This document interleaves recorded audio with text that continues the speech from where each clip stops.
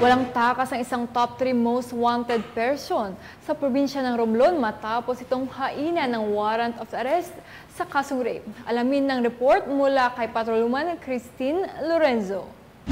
Hinarehas ngayon ang lalaki na itinalaga bilang top 3 most wanted person sa probinsya ng Romblon matapos ihain ng mga otoridad ang warrant of arrest na pirmado ni Honorable Edwin B. Bufe, Executive Judge ng Regional Trial Court Branch 82, Udjongan, Romblon sa kasong paglabag sa RA 8353 o rape under Article 266A of the Revised Penal Code as amended by RA 8353 sa Barangay Dapawan, Udjongan, Romblon.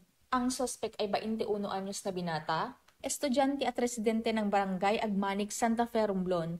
Matagumpay na naaresto ang suspek bunga ng pagtutulungan ng mga otoridad na pinangunahan ng Udjongan Municipal Police Station sa pamumuno ni Police Captain Dennis M. Rivera, katuwang ang Provincial Intelligence Unit Tracker Team, Regional Intelligence Division Mimaropa at Romblon Provincial Mobile Force Company.